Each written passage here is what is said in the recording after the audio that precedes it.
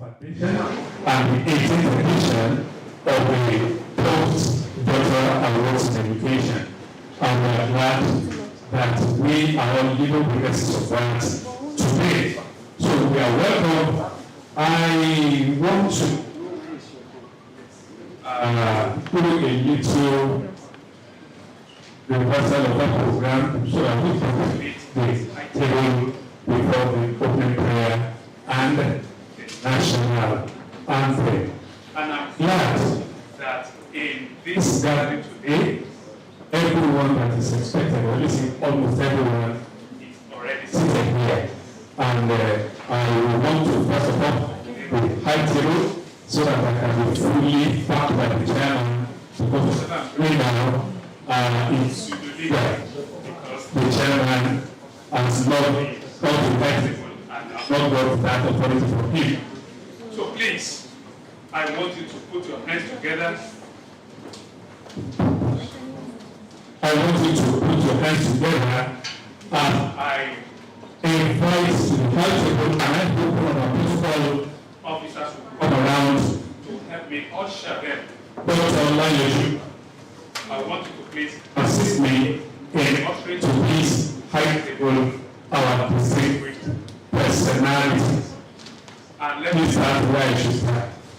I want to invite to the high table today the very our own chairman for this occasion and the person of Professor Fafunwa, NNON, CON,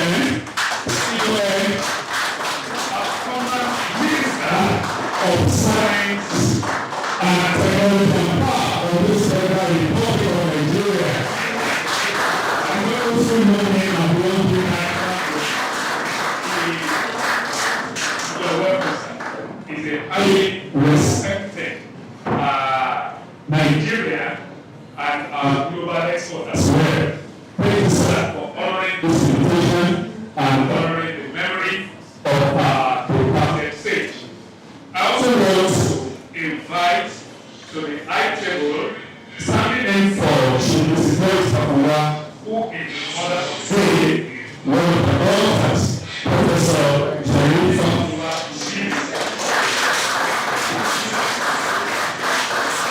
You are highly welcome. Thank you so much, man. I also want to invite please. I want to also invite the high table and another very, very prominent and illustrious mother or blessed daughter of our faith. And that is the person of a former Deputy Governor of Lagos State, Fafunwa. You're welcome.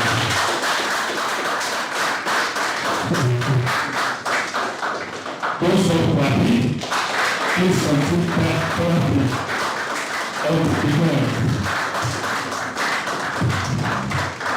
That's an elastic woman.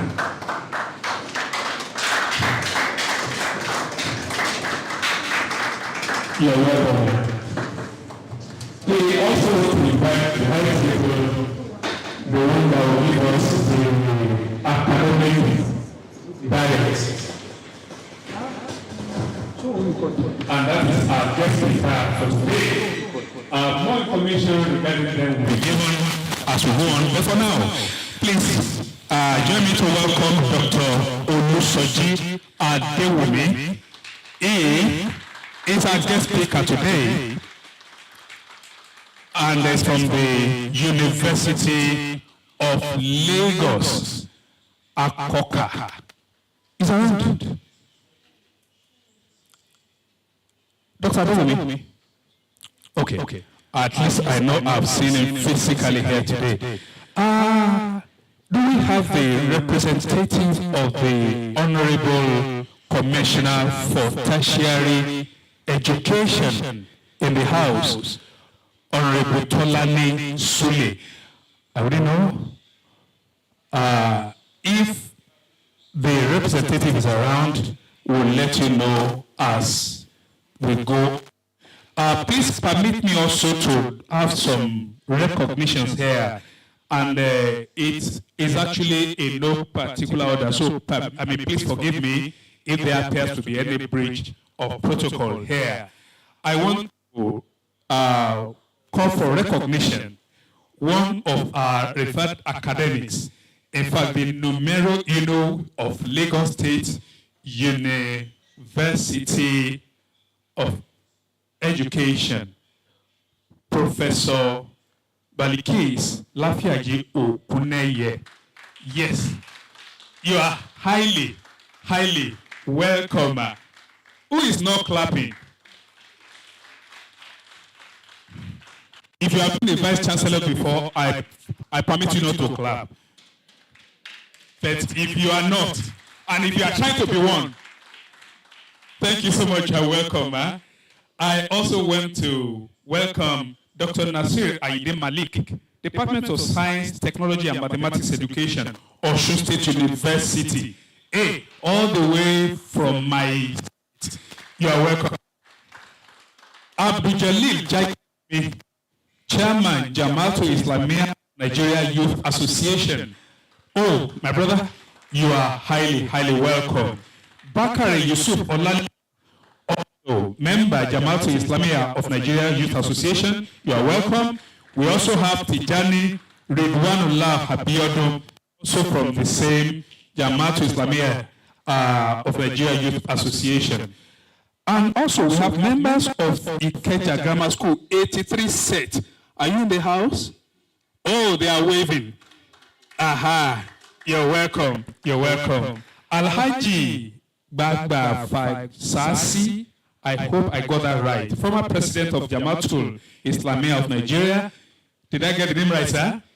You're welcome, sir. Thank you so much. Yes, we have Dr. Emi Adebakin representing the rector of Yabatech. He's actually the rector, Center for Human Resources Development. Is he around? Oh, you are highly welcome, sir. Sosanya Babatunde Oluwaseyi from Unilag, great Akokite. Barrister Adebayo Akiyemi, fellow TEPAN, Technology Education Practitioners of Nigeria. Barrister, sir, you are highly welcome. Aliko Akitunde, representing Executive Chairman, UBE. You are highly, highly welcome, sir. And then we have a name here given as C. Don Adinuba, former Commissioner for Information, Anambra State, in the house. Oh, you are welcome, sir. You are welcome, sir. We also have Ario Olusekun, that's Treasurer, Muswen, representing the President of Muslim Ummah for Youth, Western Nigeria. You're welcome, you're welcome, you're welcome, sir. Thank you so much, sir. Dr. Lamid Nuruddin Lasu. Oh, you are highly, highly welcome, sir. We have Ajose Adeniyi, Bursar, Lagos State University of Education, Dr. Ijanikin. Even if it's a clap for you. And in my mind, I'm clapping for you because when the bursar is around and the VC is around, you know what that combination can do to any financial needs of the gathering. So you are welcome and thank you for accompanying our VC. Is there a piece, Ifoma, from the University of Lagos? Oh, you are highly welcome. The next time you'll be attending this program, the PhD will have gone to the back of your name. Say amen. Because I see PhD student here. Nama Shodip, the Lighthouse Educational Services, Swan Media, Nigeria. In the house, you are highly, highly welcome. Prophet Yogon from Lasu is in the house. You're welcome, sir. Prophet Dr. Odebowale from Lasu is also in the house. If I haven't mentioned your name, please do forgive me. You are in company of so many other people whose names I have not mentioned. Because I didn't mention Mr. Fani. Did I mention your name, sir? I have not mentioned his name. I will mention him much later in the day. I want to sincerely welcome us all once again. It's beautiful gathering together like this in memory of our father, Emeritus Professor Fafunwa. and also to discuss education, to discuss what really matters as far as Nigeria's development is concerned. Forget it. Anything outside of educational development is just the icing. The real cake for any national development is education. And that we are gathered together to have a discourse on that is actually a wonderful experience. So now the house is fully gathered and the table is set. May I have your permission, sir, to continue with the program? Thank you so much, sir. Some names are here. Dr. M.D. Amosun, Early Childhood and Educational Foundation Department, University of Ibadan. You are highly welcome. Dr. Tolulope Gbadamosi, Department of Arts and Social Sciences Education, University of Ibadan. You are welcome. Dr. Lawrence Oguniyi, also from Early Childhood and Educational Foundations, UI. You are welcome. And Dr. Temi Dayo, Elizabeth Abosede from Lagos State University, Ojo. You are highly welcome.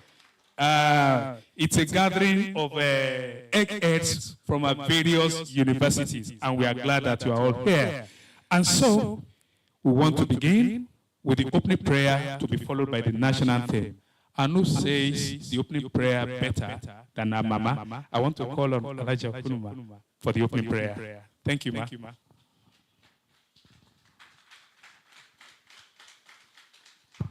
I can say it, yes. Alhamdulillah. Wassalatu wassalamu ala ashrafil mursalin. Sayyidina Muhammad wa ala alihi wa sahbihi ajma'in. We thank Almighty God for bringing us together. We thank Him for the beautiful memory of our father, our mentor, and our honorable academia that we will never forget, Professor Fafunwa. May we all continue to benefit from his heritage, and may we continue in this line to develop the country and be of benefit to all. Bismillahirrahmanirrahim. Alhamdulillahi Rabbil Alameen. Rahmanirrahim. Maliki Yawmiddin. Iyaka na'budu wa iyaka nasta'in. Ihdina siratal mustaqim. Siratal ladzina an'amta alayhim ghayril maghdubi alayhim waladdallin. Amen. Let's put our hands together. I mean, when Mama prays, God listens. Thank you so much, ma. Thank you so much, ma. So we have done honor to God. Let's honor our nation as we rise to sing the national anthem, please.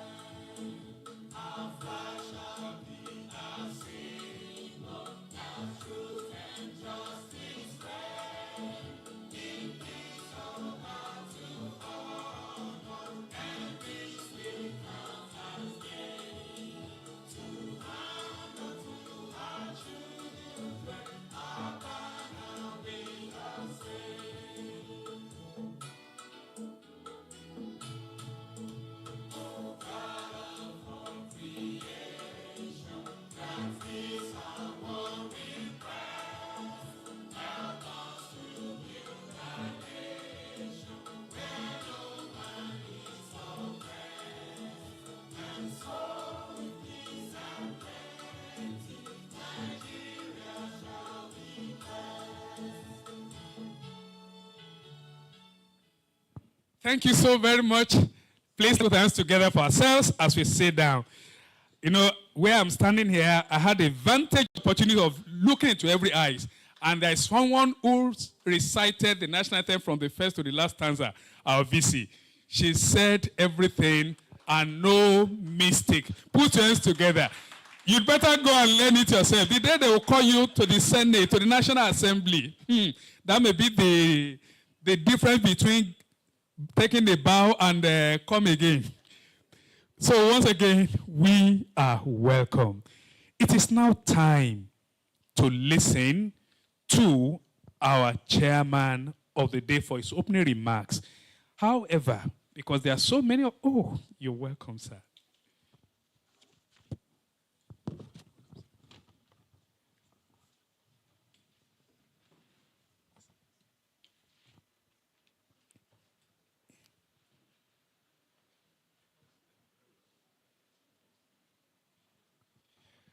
Thank you so much, sir. You see, when we are celebrating our revered leader, we have revered elders also in attendance. Sir, you are welcome, sir.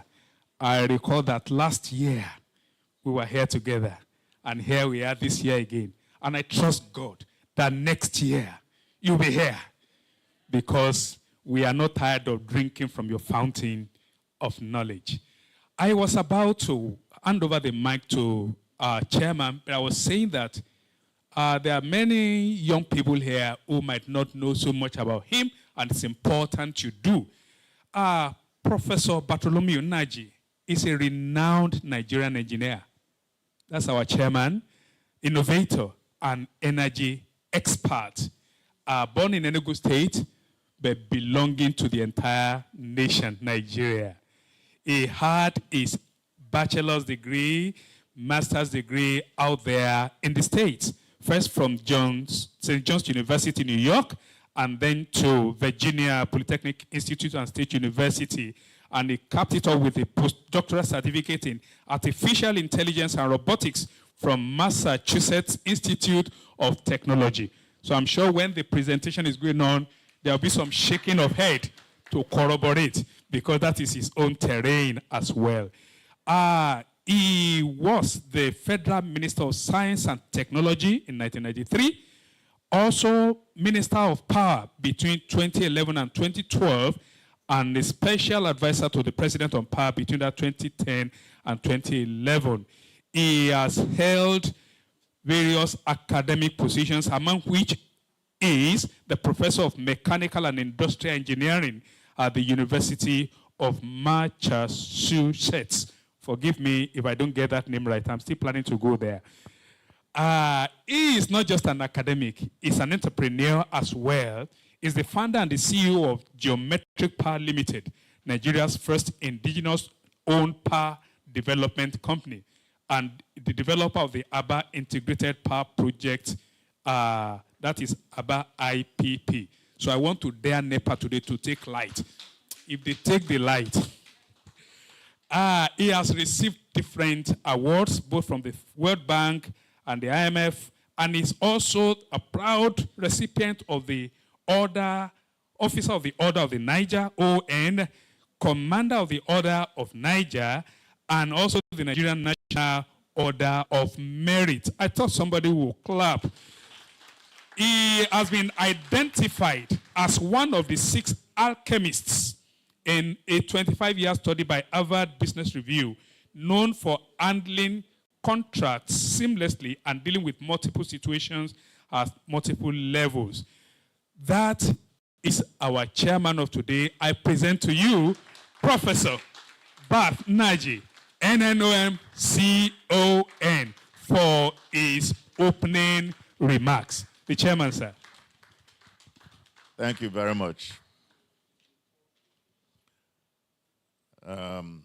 Madam former Deputy Governor, greetings to you. Professor Sherry Fafunwa. Yes, Chief Dennis Okoro, my greetings to you. Very distinguished ladies and gentlemen, I think our MC has done a fantastic job of establishing the protocol, and as we say in Nigeria, rests with already well-established protocol. Thank you. So I want to thank everyone here who have come from far and near, and for finding the time to participate in this year's 2020 2025 Annual Fafunwa Foundation Lecture and the 18th Postdoctoral Awards in Education in honor of a great Nigerian statesman, academic, and public administrator, Professor Babatunde Aliyu Fafunwa, C-O-N-N-N-O-M. Professor Fafunwa was a pan-Nigerian through and through, in the tradition established by the great Zik of Africa, who brought him to the newly established University of Nigeria at Nsukka and offered him a high academic position there. It was at a time the Nigerian educational authorities were looking down on American education due to undue British colonial influence. Professor Fafunwa was the acting UNN Vice-Chancellor when the civil disturbances broke out in 1966. But for the Civil War, he would have become the substantive Vice-Chancellor at the time. The UNN was still a regional university, which belonged to the Eastern Nigerian government. So it kind of shows you the kind of person he was. Well, I am delighted that his beloved daughter, Professor Sherry Fafunwa Ndibe, has followed in his academic footsteps. And by the way, she's happily married to my brother and friend, Professor Oke Ndibe, who is also a professor in the United States. So I am actually just reminiscing a bit. I was a professor at the University of Massachusetts when Sherry and Tani, they were at the University of Massachusetts as students. So we go quite way back. I won't say how many years. But Tani was telling me about his gray hair. And I was telling him that at least she has gray hair. I know after gray hair, then no more hair. That's where we are. So I am proud that Sherry and Oke celebrated the New Yam Festival with my family in my village in Enugu last month. Yes. And imagine, she returned to the United States immediately, just 3 days after, and was able to find her way back here. So God bless you for the sort of effort that you put up to do this for the memory of your wonderful dad and a true Nigerian. And I know that Prof must be looking down from where he is to all of us from above, and he'll be very proud of you and your siblings and all of us, really, who have, who he mentored in various ways. Because when you think of the true educationist in Nigeria, his name comes first. And I don't think you find any other. So the theme of today's lecture, which will be delivered by, I haven't seen our keynote speaker. He's around, right? Cannot have come at a timelier period. It is reinventing teacher education for culturally rooted and AI-enhanced pedagogy in Nigeria. So,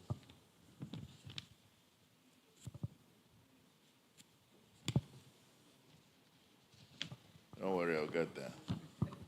It'll happen.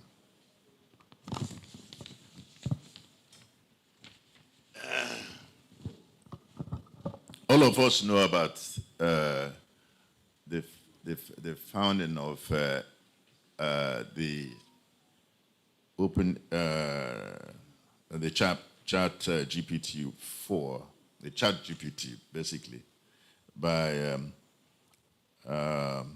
Sam Altman, and what it has done in the world.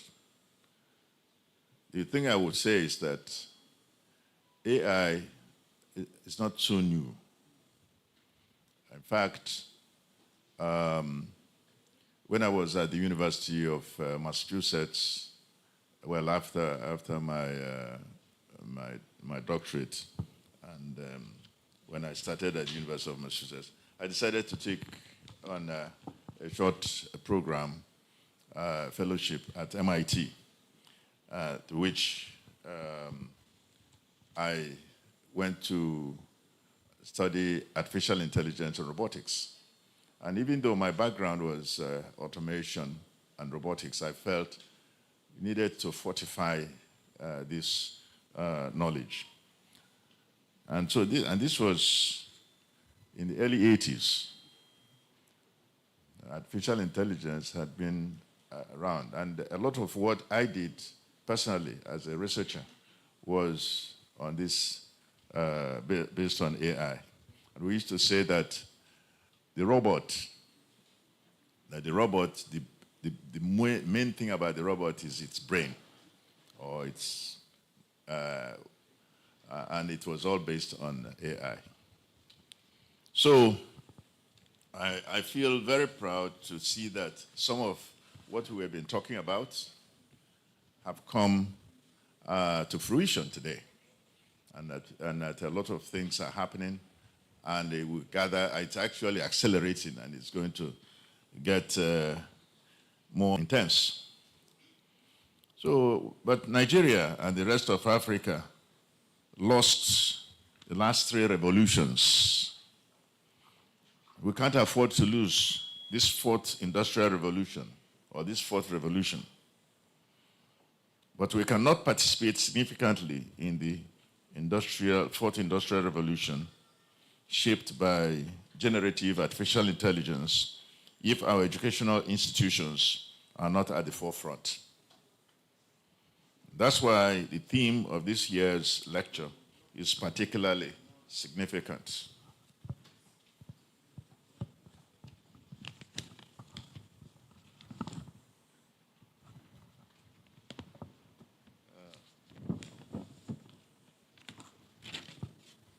So our teachers can't teach our children AI and related topics like big data analytics and cybersecurity if they are not trained in them. In advocating that we embrace the AI revolution, I am conscious of some risks inherent in the use of generative AI, like threats to privacy, increase in deep photoshopping or sophisticated forgery, perpetuation of bias, and of course, corruption of our cultural values. Not to talk of plagiarism in educational system. There is a lesson from China in this respect. In its quest for rapid development, China did a number of things, including getting top Western universities to set up campuses on its soil, and getting its own universities to collaborate with Western counterparts in the development of curricula. Still, China has always guarded its social values jealously in the curricula of all institutions. In fact, in its embrace of generative AI, it has made its national security and other critical interests a no-go area. While we advocate for an AI culture in Nigeria, it's regrettable that many primary and secondary school teachers are not even computer literate yet, nor do they possess computers. Therefore, I suggest that the federal government, and in fact, government at all levels, should do all they can to get computers in the hands of teachers. It's not always by having government buy computers. You have fundraisers, and this is the sort of thing that the foundation, I am sure, is doing by supporting from the outside, not so that the government is not the doer of everything. So it's just thinking outside the box. And this is totally possible. So I strongly advocate that this be done, because otherwise we would not find teachers who are going to teach students about this AI technology. So the call is very important to me. I mean, it's not like it is so new. I mean, the concept is not so new.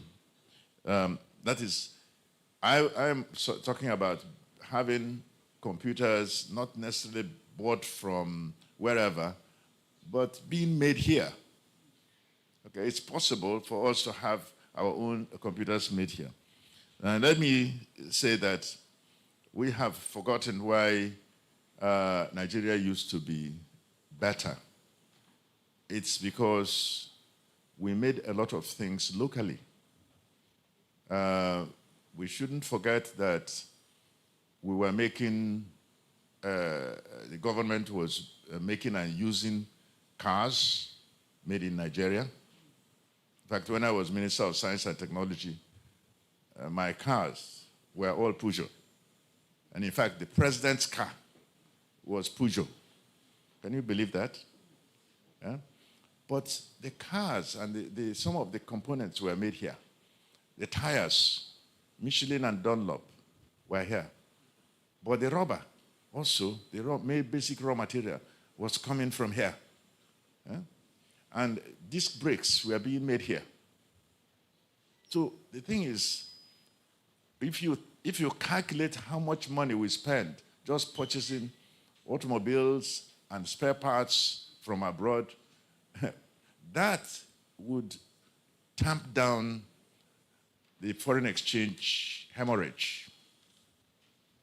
Tanya and I were talking earlier about the issue of foreign exchange, and this is something that can happen. So the lecturer is going to speak, but I wanted to just kind of lay down a few things for us to be chewing on as we listen to our lecturer today. So I thank you very much, and you're most welcome. Thank you so very much, sir. You know, I warned you earlier that there'll be a lecture before lecture, because we are treading in its terrain. And I personally have picked a couple of things there, primarily about not just being consumers of technology. Yes, the AI is here with so many possibilities, but it's not just about importing everything, but also about looking for how we can produce so that we are also a marketer of at least some portion of the technology. We are just bringing out the bird from the pocket. I know the lecturer is eagerly waiting to take us much deeper into that today. But before then, I want to recognize the presence of Yetunde Aina, the CEO, Jadia's Trust. Oh, ma'am, you're welcome, ma'am. Andrew Ejo, MD, Resourcery PLC. You're welcome, sir. You're welcome, sir. Mr. Gilbert Kimeng, Veridin International. You are highly welcome. And on this side, we have Professor Dennis Okoro, Director, MTF Foundation. You are highly welcome, sir. Thank you so much for being here. Mr. I wish I had the power to just do that because I remember I listened to you last year and I was just wondering where that prof is. I thought it had been pulled out of the pocket. You are welcome, sir. You are erudite, you are scholarly, and we can't take that from you. You're welcome, sir. Yes, in a few minutes, we want to have one of the past recipients and alumni of the Fafunwa Educational Foundation Post-Doctoral Awards, and that's in the person of Professor Owoyemi. She wants to run us through some of the activities of Fafunwa Educational Foundation. Professor Owoyemi.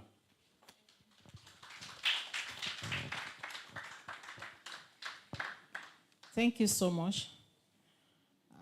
Good morning, ladies and gentlemen. It is my honor and privilege to welcome you to the 23rd annual lecture of the Fafunwa Educational Foundation, an event that not only celebrates the legacy of Professor Aliyu Babatunde Fafunwa, but also reaffirms our collective commitments to the advancement of education in Nigeria. But permit me to quickly recognize the chairperson of today's occasion, Professor Beth Naji. You are very welcome, sir. Also, our esteemed guest lecturer for today, Dr. Adolusoji Adewumi from University of Lagos. You are most welcome. Members of Fafunwa Educational Foundation Board of Trustees in this occasion, representative of Ministry of Education, distinguished academics and researchers, principals, teachers, and educational advocates, beneficiaries and alumni of Fafunwa Educational Foundation initiatives, members of the press, ladies and gentlemen, we thank God for your life, for honoring today's invitation, and for your support all through these years, and for the mission of our Baba. Quickly, I'm going to run through the activities of Fafunwa and the projects that we focused in the foundation. Fafunwa Educational Foundation was founded in 1995. The foundation honors was established to honor the monumental legacy of Nigerian first professor of education, a true visionary and a pioneer of efforts, of so many efforts to shape educational landscape of our nation. His vision is to promote educational research, innovation, and excellence across Nigeria. And he pioneered the mother tongue instruction and science education reforms in Nigeria also. This is the first, the inauguration ceremony in 1995. And we can see a lot of people. Some are dead, some are still alive. But we thank God that the foundation still continues to advance. Specifically, every year the foundation hosts a significant event that brings together educational leaders, stakeholders, and policymakers. And the scope of our activities include annual lectures, series, and doctoral award in education, awards of best practices in education, annual conferences, mother tongue education initiatives. Recently, we introduced the award of creativity and innovation among university students in Nigeria. And our FEF activities are usually held in September, annually to commemorate Professor Fafunwa's birthday, which is today, 23rd of September.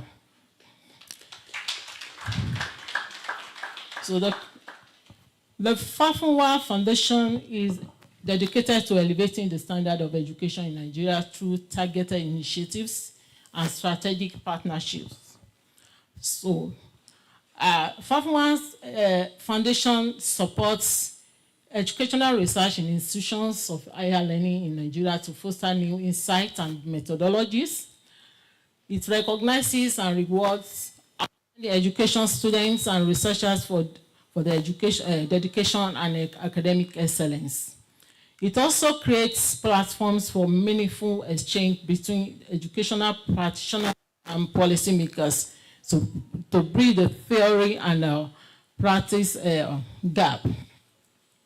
And also promotes novel educational practices and raises public awareness about critical issues in Nigerian education. Fafunwa Education Foundation actively promotes healthy competition and excellence among Nigerian states through its annual awards. So, specifically, by honoring states with the highest budget allocation to education, demonstrating commitment to educational development. By recognizing states achieving the best result in West African senior secondary school certificate examinations, and by acknowledging states with exemplary policies and initiatives that prioritize the welfare and professional development of teachers. All these serves a powerful incentive, encouraging states to continuously improve their educational governance and outcomes nationwide. Yes, so good. The foundation has organized 22 annual lecture series covering topical issues on education. And today's one is the 23rd series of lecture. Some of these lectures are published, and we still have this in different universities now because these books have been supplied free of charge to all the universities in Nigeria, including colleges of education, free of charge by the foundation. So, on the screen we can see the themes for all the lectures we have had since inception, and the 24th and the 24th and the 22nd annual lecture focused on the critical themes. For example, the 21st annual lecture focused on revamping Nigeria's vocational and technological education for economic development. And that of 22nd annual lecture focused on getting Nigerians out of school children back into school and education. The foundation prestigious POST-DOCTORAL award recognizes the best PhD thesis in education from Nigerian university. And we are also going to have that ceremony today as part of our program for today. So, celebrating cutting-edge research. Winners present their groundbreaking research at the annual lecture and receive substantial cash prizes to support future academic pursuits. So, you can see the picture of a woman we are looking at is the immediate past chairman of academic committee of Fafunwa Educational Foundation, and is the first postdoctoral awardee in 2002. Her name is Dr. Pat Akumabo. In addition, Fafunwa publishes a journal titled, or with the title, Fafunwa Journal of Contemporary Education, in conjunction with the Faculty of Education, University of Lagos. And this journal provides a vital platform for Nigerian educational scholarship to reach a global audience. Highlights include studies in language education, science and technology education, education and the likes. So, significantly increasing the visibility and impact of Nigerian scholars, contributions to the field of education nationwide. So presently we are working on moving the journal completely to online journal to create more feasibility. The foundation has organized 3 national conferences since 2016. And we are hoping to go back to that because COVID really dealt with everybody. So, and I believe that we are going to pick up the conference and continue to make our impact in that regard. For the 3 decades, the Fafunwa Foundation has been a catalyst for transformative change in Nigerian education by supporting over 20 years of educational excellence and foster continuous innovation in teaching and learning. Also, by championing and encouraging the effective use of indigenous languages in instruction, significantly improving learning outcomes of students. Also, by strengthening the vocational education and creativity alignment in alignment with the economic needs and development goals of Nigeria. So if you can see from the picture, that was a 2023 annual lecture where this wonderful and outstanding students were awarded for their creativity and innovation. So, and we are going to continue with that also in order to encourage our younger ones. The foundation extends its influence through powerful partnership and engaging events.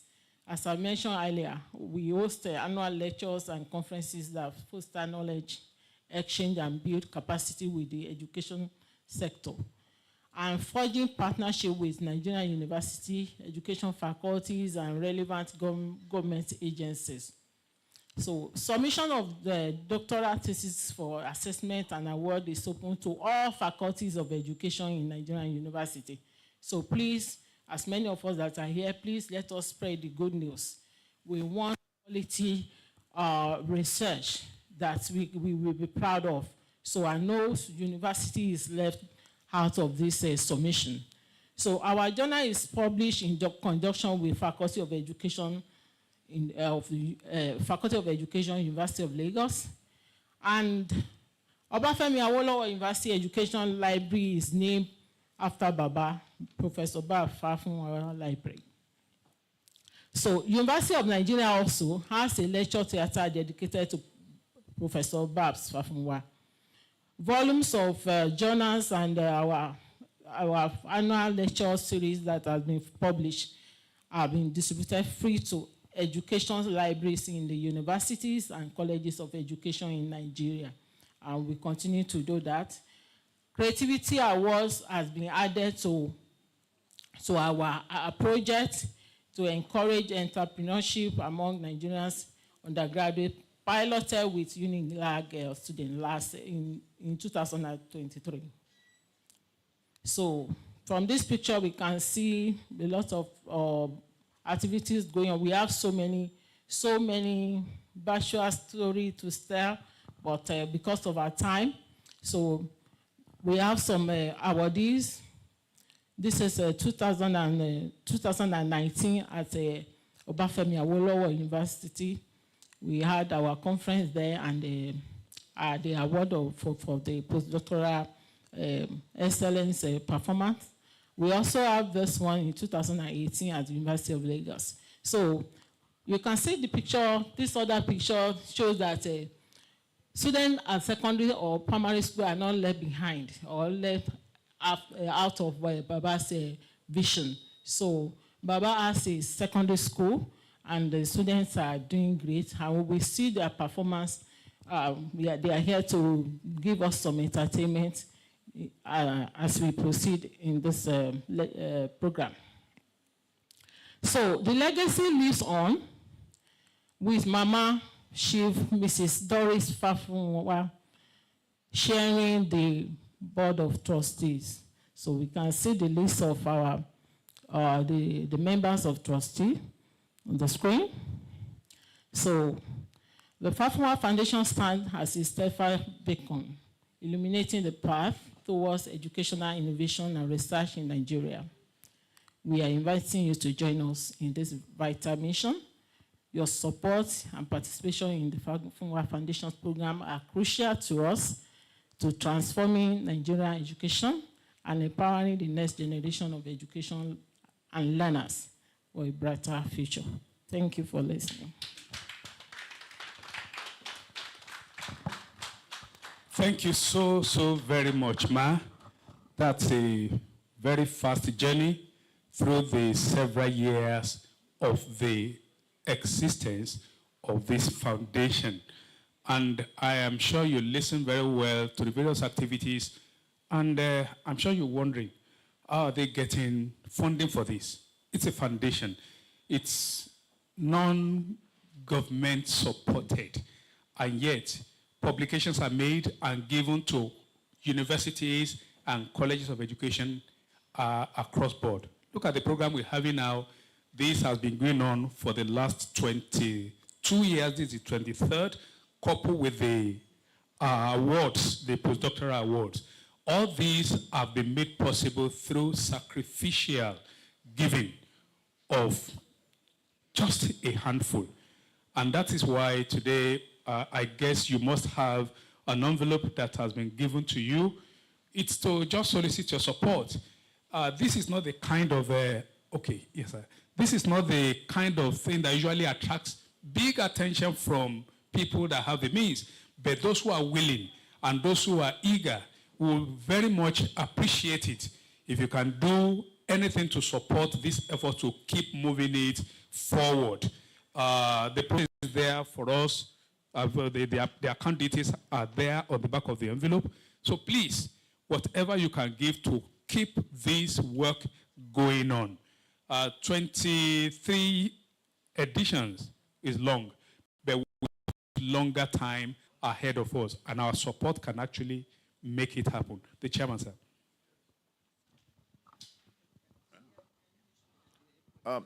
They will make sure that everybody gets the envelope.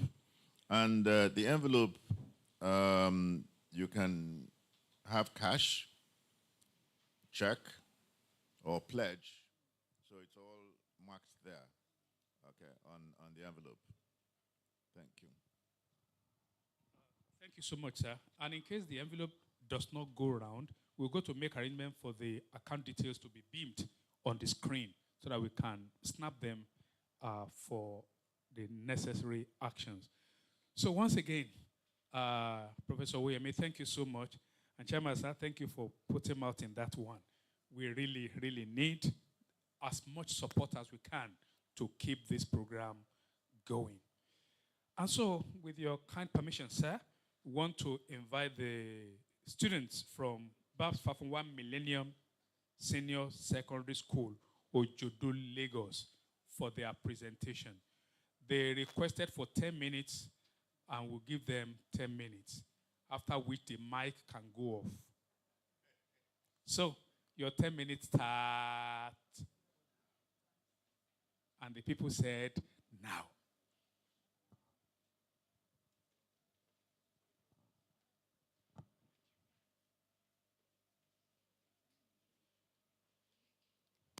Seneca eloquently said, and I quote, "Docendo discimus," end of quote, which means, by teaching we learn. These words of Seneca echoes through time, reminding us that teaching is not just about transferring knowledge, but about reshaping lives, cultures, and most importantly, futures. According to UNESCO's February 2025 article, 40% of teacher training programs worldwide lacks digital skills. Meanwhile, global spending in AI in education is on target to reach $20 billion by 2027, according to the Development Aid. So we must ask ourselves, what future are we building if teachers, the very heart of education, are excluded from it? Good day, the moderator, distinguished guests, ladies and gentlemen. Standing before you today is Unsude Grace Chineye, a bona fide of Babs Fafunwa Millennium Senior Secondary School.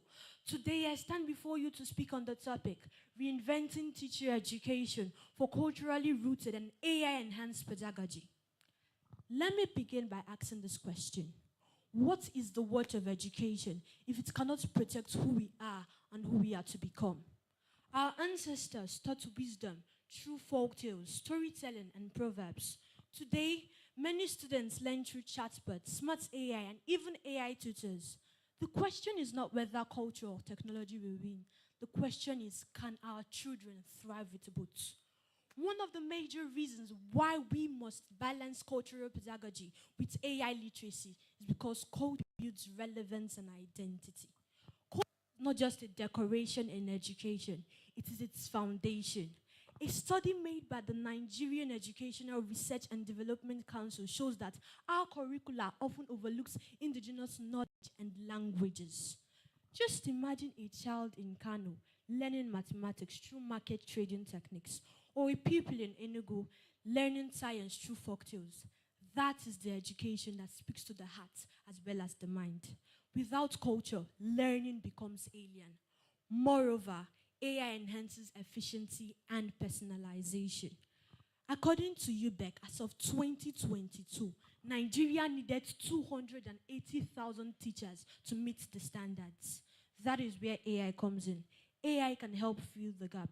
They can provide lessons for each learner, give instant feedbacks, and be able to identify struggling students early. But let's be clear, AI should assist, not replace. Because machines may be able to process data, but only teachers can inspire, mentor, and humanize. Furthermore, teacher training must combine both. The real solution is reinventing teacher education.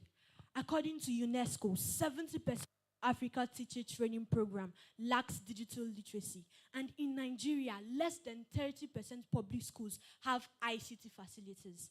That is why we must balance cultural pedagogy with AI literacy. Because by doing so, we create teachers who are not only cultural guardians, but also technological innovators. However, we must be careful. AI systems often carry foreign biases to our realities and they will erase it instead of serving it. If unchecked, they can erase our whole local knowledge and cultures. That is why teachers must not only learn to use it, but also question it, technology, culture, not the other way around. In culture builds relevance and identity. AI and efficiency. Teachers should combine both, and we must have technical guidance that technology our reality instead of erasing it. The Romans declared that scientia potentia est, which means knowledge is power, and knowledge is rooted in culture, and culture is relevant. So I ask again, what is the watch of education if it cannot protect who we are and who we are to become?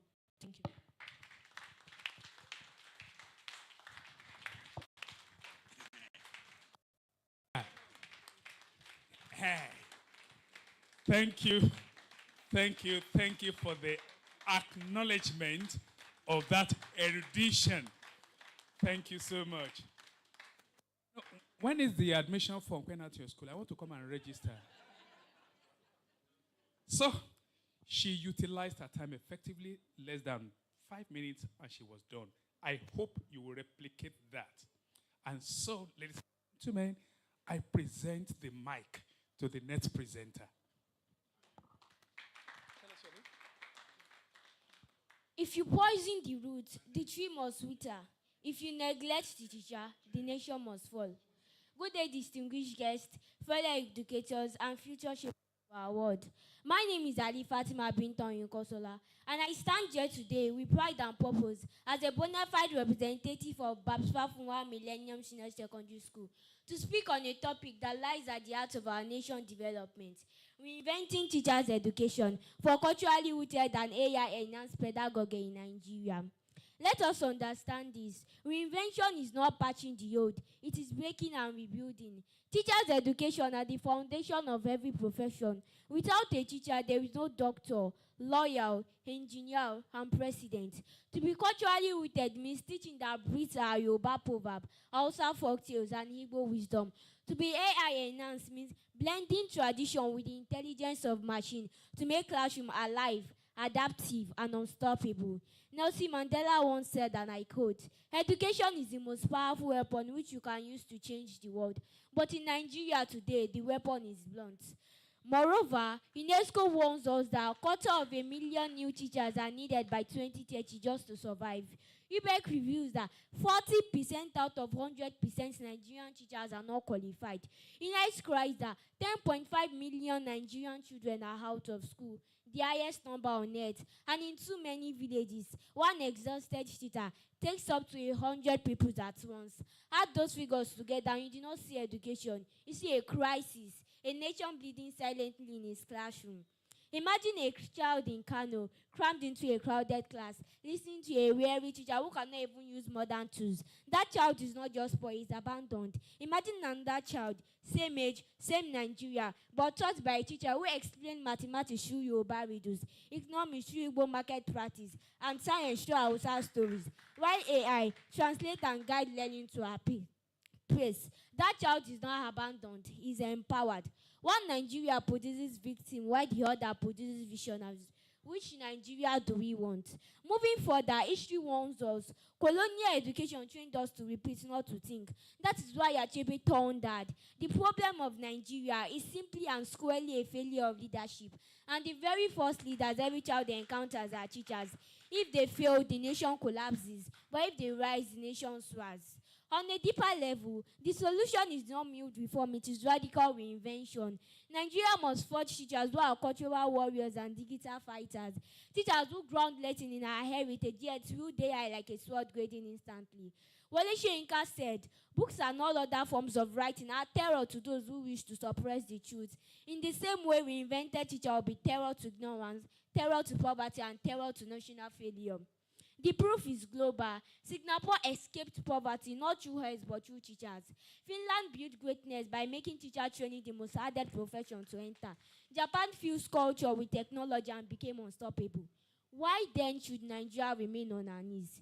In conclusion, if Nigeria refuses to reinvent teacher education, our children will inherit poverty disguised as classrooms. But if we dare, if we act, if we rise, then every teacher becomes a warrior. Every classroom a battlefield of ideas, and every child a conqueror. Kwame Nkrumah once said, "Freedom is not something others bestow, it is something we claim." Nigeria must claim our freedom by reclaiming our teachers. And Alvin Toffler warned, the illiterate of the 21st century will not be those who cannot read and write, but those who cannot learn, unlearn, and relearn. Nigeria must learn from our past, unlearn our failures, and relearn through reinvented teacher education. So now let me ask you this. Who builds the nation? Teachers. Who shapes the future? Teachers. Who holds the weapon of change? Teachers. If we reinvent teachers' education, we are not just teaching, we are resurrecting the nation. Thank you.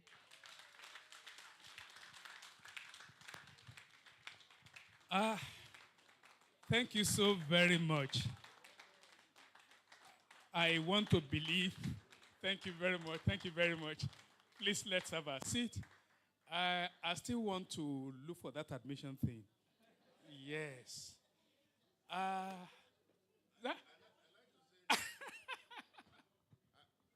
think Professor Adewumi has a challenge here. Don't you think? So we've had part one of the lectures done under 10 minutes. Under 10 minutes. Each of them spent about 4 minutes or thereabout. But there's a clap that we are yet to clap for their teachers.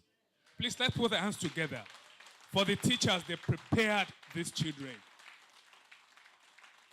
Because it shows that no matter how bad the picture looks, there's a glimmer of hope. Those who prepared this can do much better. And if we have a replication of these across our schools, then things can actually get better sooner than we imagine. A round of applause for the teachers once again. But I say you'll be one of them, Abby. Aha. I will ask you to soak in those claps. Thank you so very much. While those wonderful pre-lecture lectures were going on, we have Professor Lere Bale, Pro-Chancellor of Jaja University, Eyen Korin Ogbomoso, in the house. You are highly, highly, highly welcome, sir. As other distinguished personalities are coming in, we will be giving them the recognition. I was reliably informed that our special guest of honor, the Commissioner for Tertiary Education, Lagos State, Honorable Tonali Sule, is actually on his way, but because he had to attend a meeting at the ministry, the last time I asked, he was stuck on the third mainland. So, but on his way here, I'm sure his heart is here with us. And as soon as he joins us, we'll do recognize him. But that is just to show you that what we are doing today is something that has the blessings and the support of the entire state. The commissioner is on his way. And so we move to item 7, the goodwill message by the mother of the day, Chief Mrs. Doris Fafunwa. And we have a mother in the house too, Professor Sherif Fafunwa Ndibe. She'll be giving that. Thank you very much, ma'am.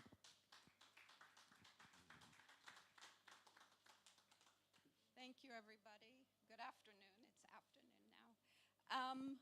I'm delighted to be here, both personally and to represent my mother, Mrs. Doris Fafunwa. She is 96 years old now and will be celebrating her 97th in November. She would have loved to be in attendance, and so she encouraged me to let everybody know how delighted she is that the legacy of her husband continues. She's profoundly grateful and extraordinarily appreciative. She does have a few words which I'm going to read from, which are in her own words. So she says, she's happy to wish, the legacy and remembrance of her husband, who would be 102 today. This is his birthday. She says, my husband confessed to be an unrepentant optimist, welcoming challenges and faced each with determination, not afraid of controversy, setbacks, or disappointments. He continued to work for the best interest of the deprived majority in terms of elementary and secondary education, rather than the privileged minority. His pioneering efforts in mother tongue and many other policy and educational policy endeavors were what he always aspired to. He always worked for what he believed to be the common good. So she says, my husband, Baba Titi, as he was fondly called, was a man of deep religious faith, and he believed in Nigeria. He worked, he wrote, and he prayed for it, and he never gave up. From the depths of his being, my husband expressed himself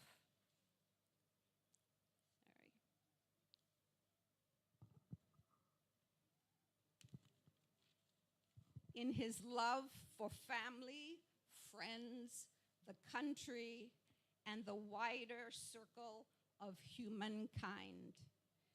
He showed us what one person can do, that the quality of latent possibility is in all of us to discover and share. And she says, God bless you all.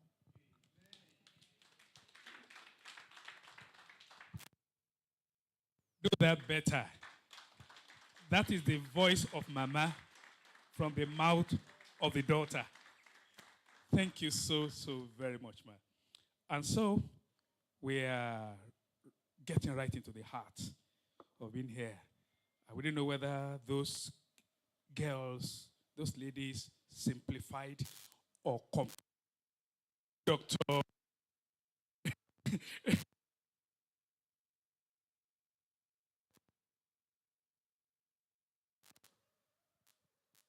it because...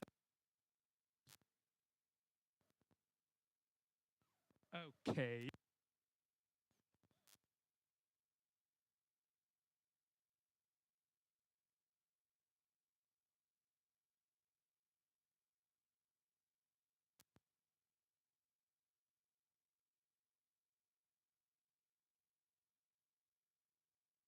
Not there. But I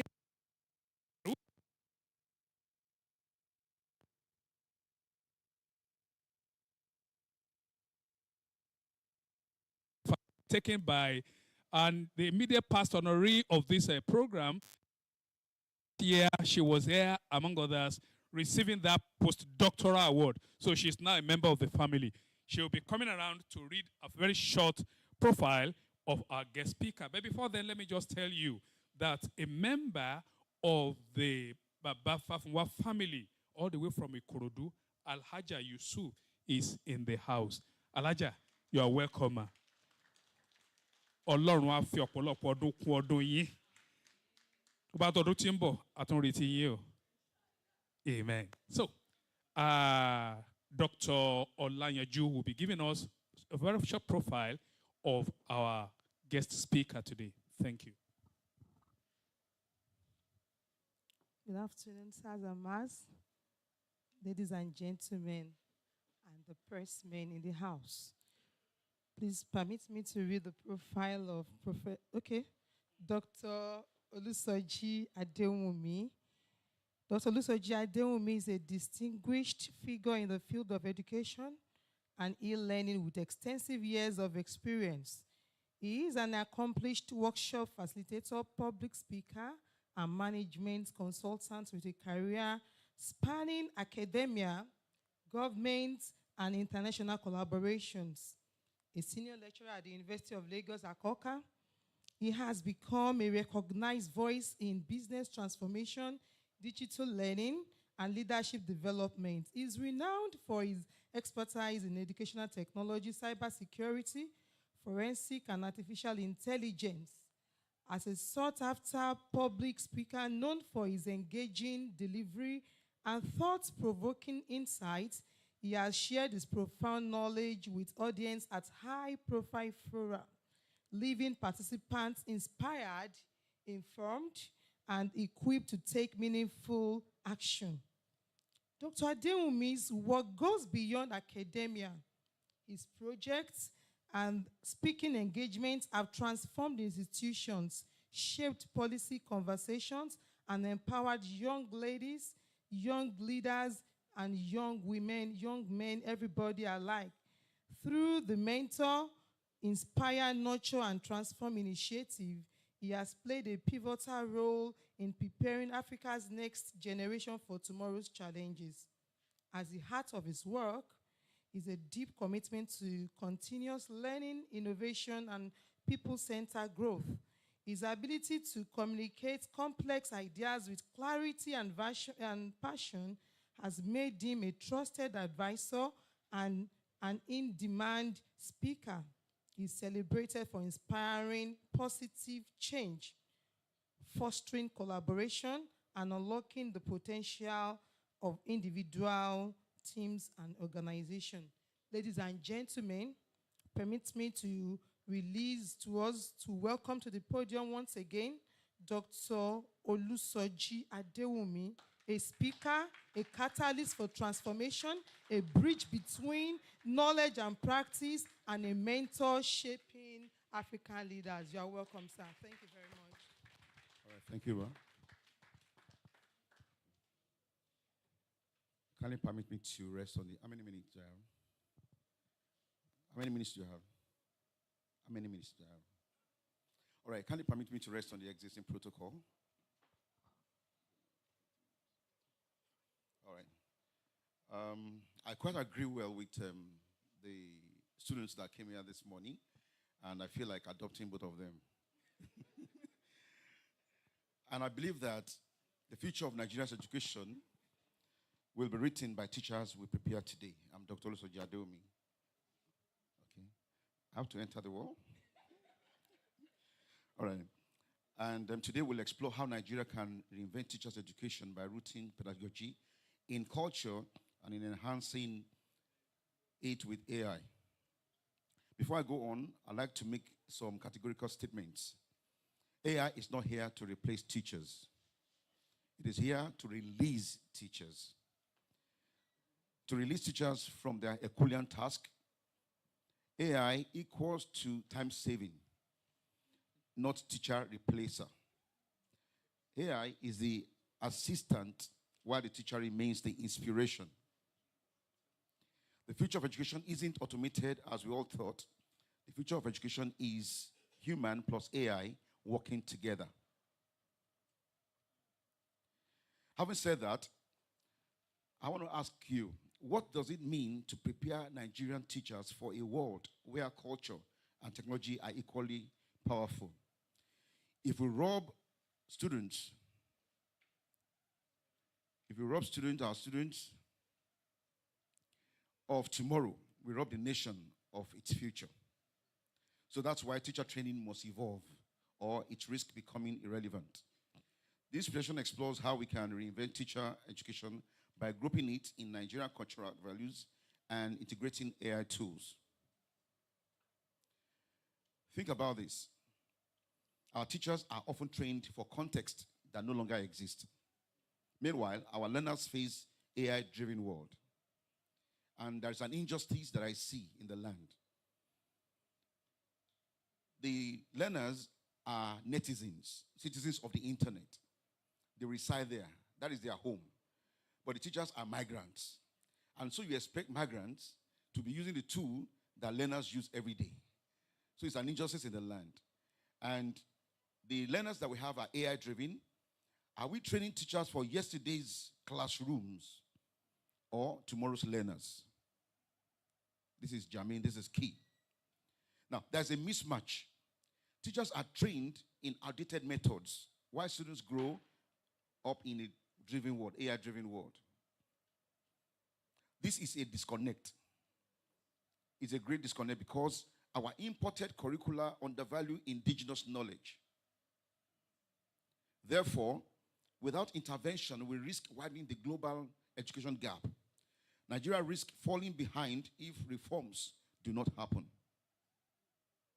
Why does this matter? With Nigeria's youth population booming, teachers must be equipped to blend culture and technology in meaningful ways. By 2030, 9 out of 10 jobs will require digital skills.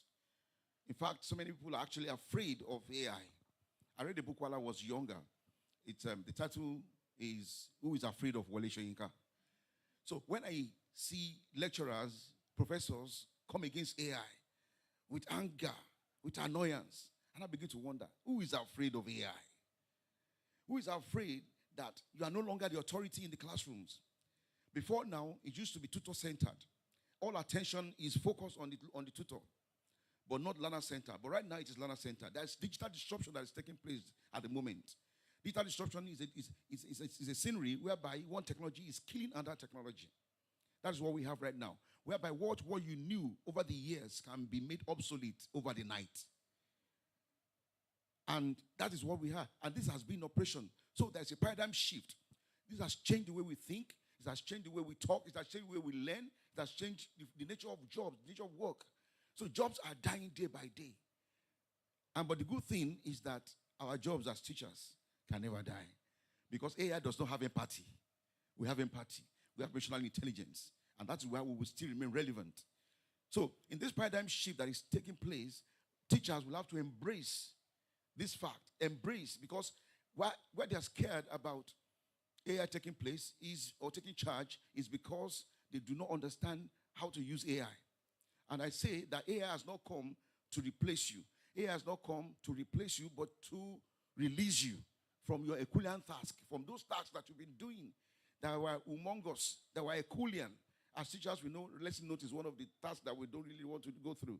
Writing lesson note, and then when I go for CWES for teaching practice, I see scanty lesson note that teacher prepare. I see abstract lesson note that doesn't even convey anything. But you don't have to really kill yourself over that, because there are tools that you can use in 1 second. It generates a lesson note for you, which is like world standard, incomparable with any best lesson note all over the world. So we need to understand this. And we need to understand that AI has not come to take your job. But the truth is that people who know how to use AI will take the job of people who don't know how to use AI. And there's a displacement taking place. There's a paradigm shift taking place. So by 2030, 9 out of 10 jobs will require digital skills. The question is, will our teachers be ready? Will our teachers be ready? We cannot prepare 21st century learners with 28th century curricula. The outdated curricula, they lack tech integration. They lack limited cultural relevance. Another concern here is that teachers' training often ignores digital tools and cultural grounding, and that gap widens the learning inequalities. So the way we teach our learners, the way we are taught, we cannot actually teach our learners the same way. I remember when I was in secondary school, and in the chemistry class, the teacher would say, okay, when the carbon atom combines with hydrogen atom, and there's a double bond between them, and I begin to wonder, where is carbon, where is hydrogen, where is double bond? I was taught in an abstract way, abstract manner. I did not see them. But we cannot continue to teach our learners the way we were taught. We are not preparing our learners for the future, for the nature of work, for the future. We are teaching them what we have learned. While we are trying to teach them the way we are taught, a 5-year-old child is building robots in China. So we need to prepare our teachers so that they can embrace this AI and begin to inculcate critical skills, thinking, communications, and all this into our learners before we can now say that we actually prepare them very well. Globally, AI is reshaping learning. Therefore, we must ensure Nigeria is not left behind. While the world embraces AI, will Nigeria remain a spectator? These are some questions we need to ask ourselves. UNESCO forecasts that 90% of the teaching roles will be affected by 2030. And there will be a rise in hybrid learning. Nowadays, it's very expensive to have in-person meetings. It's very expensive. And it's going to go on. To have people come one-on-one is going to be very expensive. Meetings are being held online right now via Zoom and via other platforms. And then when you have an event and you make it hybrid, you can be betting that people are not going to attend. They will prefer to join the Zoom meeting instead of coming, just of transmitting from one location to the other. These are things that are in place right now. So hybrid learning is going to increase. Education loses power when it is divorced from cultural roots. Therefore, we must restore cultural grounding. A classroom without culture is a classroom without roots. What we see is over-westernization of curriculum. Nigerian proverbs, history, and traditions are underused. Our students gain facts, no doubt, but not cultural grounding. They don't have cultural grounding. If teacher education doesn't adapt, we risk an isolated youth and a workforce that are unprepared for modern realities. If we do nothing, we produce graduates without relevance. If we do nothing, we produce graduates without identity. If we do nothing, we produce graduates without skills. And these are the truth of the matter. Teachers lack tools to engage learners in their digital realities. Now, the essence actually is not the use of the tools. The essence is not the ability to use those tools by the learners. The essence is actually pedagogy, but we are using the tools to drive the pedagogy. So that's why you must know. I remember back when, during COVID, that teachers were meant to know how to use Zoom. And trainings were going on all over the universities. And you could see a mockery of the use of Zooms by teachers, by professors. And some of them says, what is all this? Why are they complicating my life? I have been in this matter, I've been in this job for a long time. And they're now asking me to go. And then you see some of them, they'll go online, they will open their video, and they will now, where is the video icon? I don't understand all this, just got. And then I saw when it is not only within youths that bullying takes place or cyberbullying. I saw physically how students actually bullied a lecturer out of the classroom on Zoom. It was a math class, and of course, he prepared the mathematics. And many students don't like mathematics. And so when they came online, they don't understand. And then the teacher was kind of looking for where the video icon is. And then the students started annotating the slides. They annotated it. They made a lot of rubbishes on the slides. And the teacher said, what is all this thing now? He was almost crying. How to save him? I came in and said, okay, what's going to happen is I had to speak to the students. And I told them, I said, look, this teacher has actually prepared to teach you mathematics, but you just messed things up. And because of that, this class today is cancelled. The truth of the matter is that I saved him. It's not the fault of the students, but it is inability of the teacher to really have a grasp, a full control of the tools. And so if you say that we want to prepare our learner for the future, for the 21st century jobs, there are even jobs that are not in existence right now, and they're going to come to being. So we must prepare them. I see a lot of computer scientists, a lot of computer students in the university with the fear. I say, when I come out, what's going to be my faith? Because gone were those days when you could come out and say, I'm a programmer. That job is dead right now. Because a Yoruba student will go, we use a tool, and we tell the tools to say, now I want to build a website. Generate programs to run your site. A Yoruba student. So what is the faith of a computer scientist who has done 4 years in the university? I tell you, there are some sites that can teach you more than a 4-year-old degree in the university. A site, just one site, it will teach you more than what you went to read in the university for 4 good years. God were those days where you could come out and say, I am a video editor. A 5-year-old child is editing video right now with CapCut. I am a designer, website designer. I remember, for you to design a logo, you must go through CorelDRAW and PageMaker, and then of course you can do that. It could take you some time. So you'll be sweated to make it round, to make the word curve. But right now, just go to Canva, drag and drop. So everybody is designing posters. Where's the job for graphic designers? Everybody is doing it. Everybody, virtually everything. And something happened. When a child asks you something, I said, oh, Daddy, I need to understand this. You say, the next thing is go and Google it. Is that not so? That statement would have been dead by now. Because some people came to say, well, when you send a query on the internet, it returns how many pages? Maybe like 900 pages. And then each page is about 10 hits. You have to go through 10 items, for 900 pages. How many of you have gone through 900 pages before?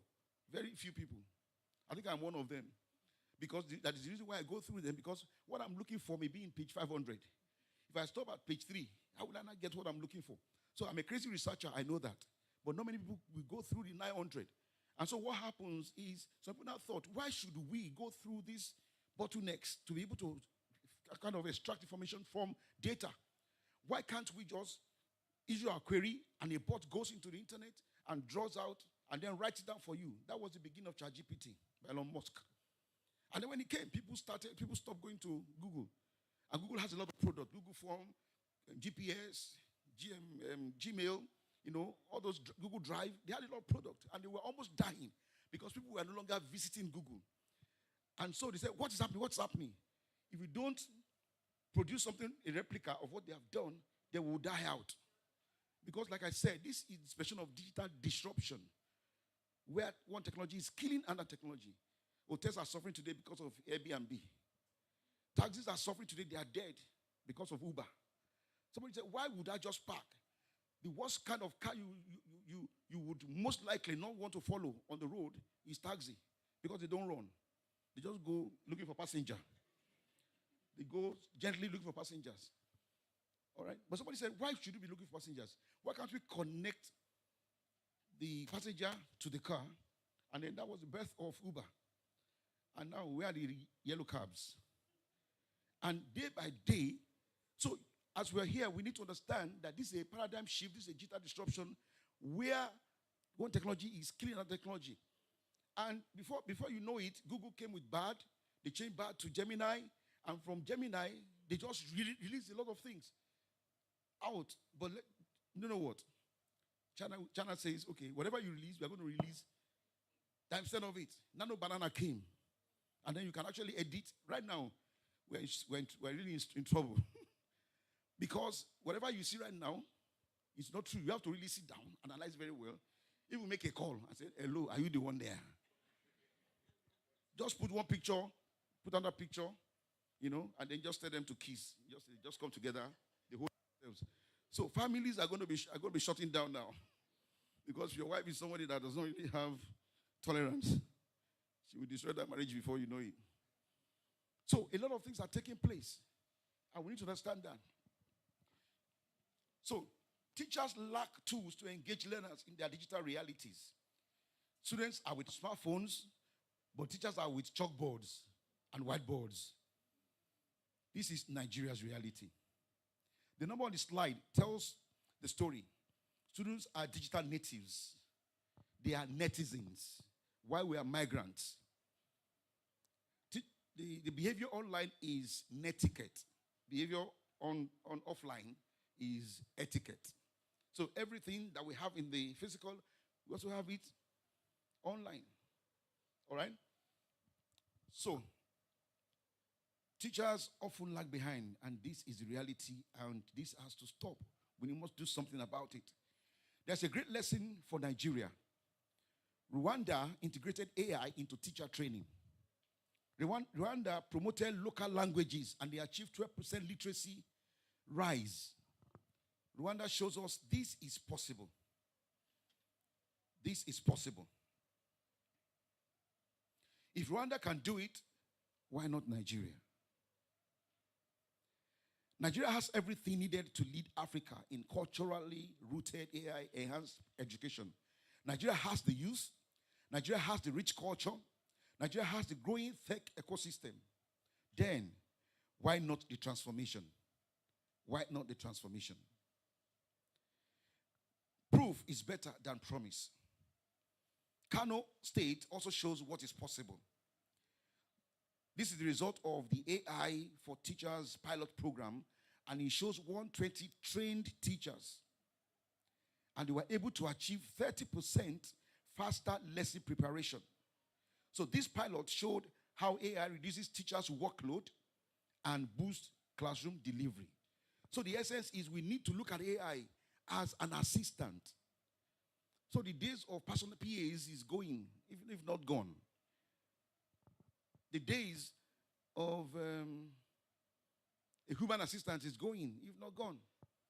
Because you can actually, once you know how to use AI, you don't need somebody that's going to begin to ask for a pay rise. You don't need somebody that's going to call in sick. Right now, even women can no longer make yanga, so to say, to some people. Because you can just go and get one that will not give them trouble, that will not oppress them. And then the way you talk to a robot, if you are emotionally connected, she begin to secrete so that your entry can be easy. I don't know if I'm saying anything. Now, this is a live example. Just last year, a teacher in Kenya used AI to create personalized lesson plan in 10 minutes, under 10 minutes. If you ask me, I think 10 minutes is just even too long, too much. 10 minutes. Something that would normally take hours. That time saved was reinvested into connecting with students and actually mentoring them and teaching them. All right? So not just preparing to teach. This is the power of AI and digital tools. AI has come not to replace us, but to free us to do what no algorithm can. We as teachers, we inspire. We as teachers, we guide. We as teachers, we impact lives. So, ladies and gentlemen, stop wasting time making lesson plans. Think about this. Every hour you spend struggling with lesson plan is an hour you could be spending connecting with your student. Teaching isn't about paperwork. It's about impact.